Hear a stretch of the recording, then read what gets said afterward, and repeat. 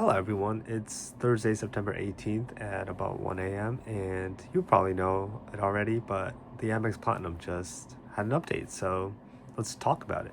When I checked my app this evening, I saw a lot of different things that were in there that previously were not. So the first credit is the $300 entertainment credit, which used to be $240.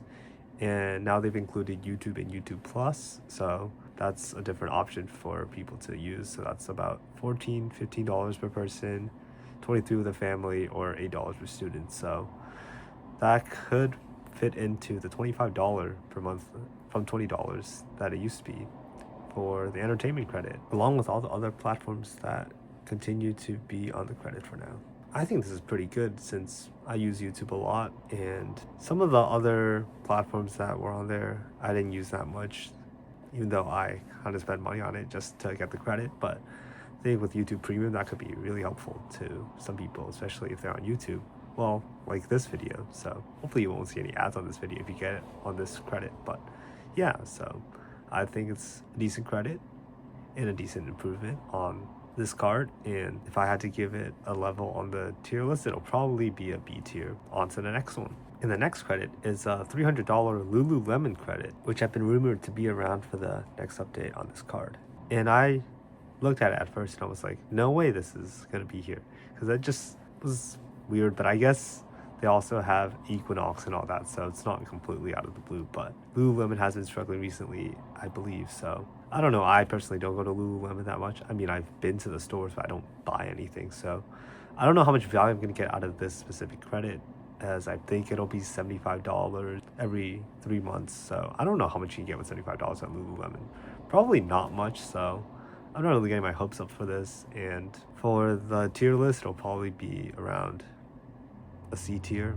I'm not really sure who they're trying to target with this, but I'm sure you could tell me in the comments below, because I don't know, it just seemed like a little weird to me. But if I have to use it and this card is still worth it with all the other credits, I'll find a way, I guess. The next updated credit is a $600 hotels and resorts credit, which is semi-annually at $300 per 6 months. And that is increased from the original $200 that was annual.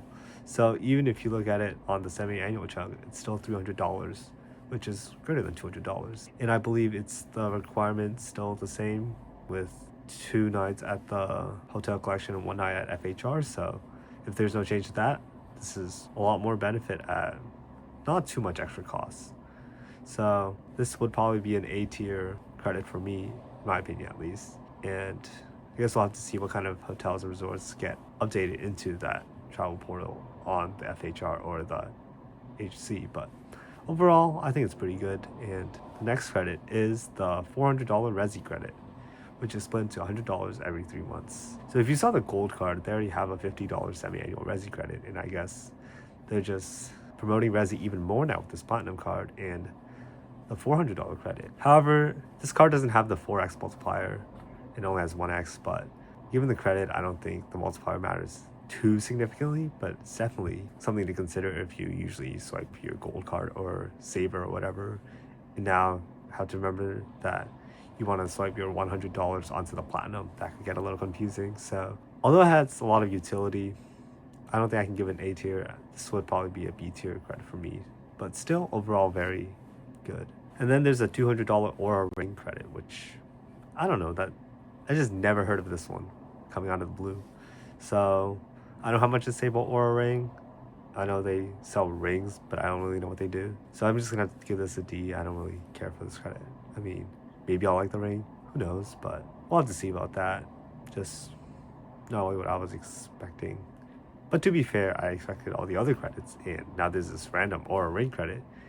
It's not like bad, but certainly not what I expected, so I can't complain. And then I'll give a fast overview of all the other credits. So there's a $200 airline credit, which I'll say is a tier credit. It can be pretty flexible. You can use that at most domestic airlines like Delta, Southwest, United, American, JetBlue, Hawaiian, Alaska too, if I didn't mention already. So that's a really good credit, $200 per year.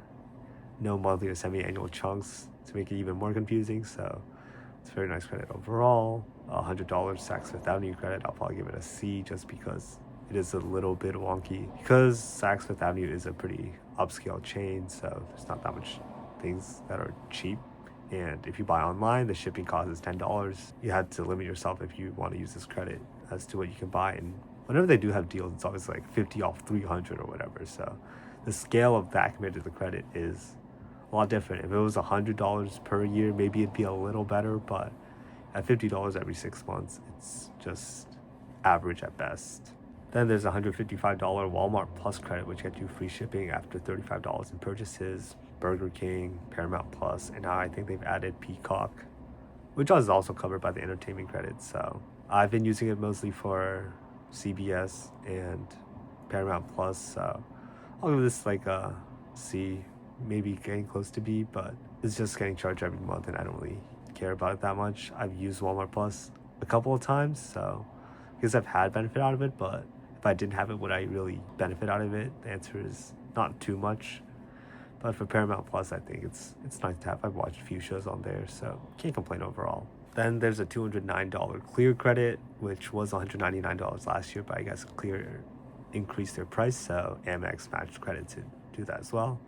And although I've heard good things about Clear from people, I've never used the Clear line, so I can't really vouch to how good that is. But I've seen people use Clear. They seem to clear pretty well into the security lines, though.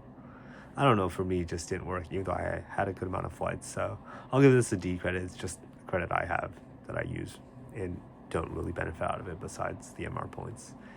And then there's the Equinox credit, which is $300 a year for a bike or a pass. And I found a $300 annual pass, so I just got that, but I haven't really used that much. So that's also a D credit.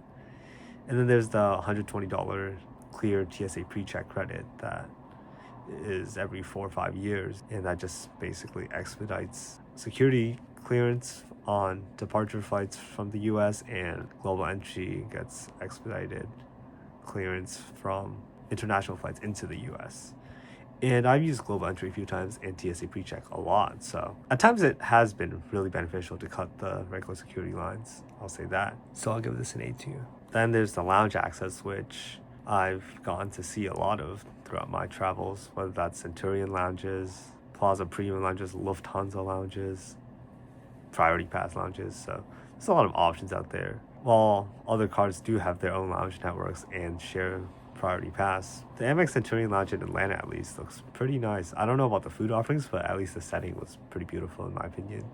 And the one in Stockholm was good too, but I didn't really go later in the day, so it was just the same breakfast offerings every time I went. But I mean, I can't complain about airport lounge access, I guess. I mean, me personally, I don't know if I value airport lounge access that much.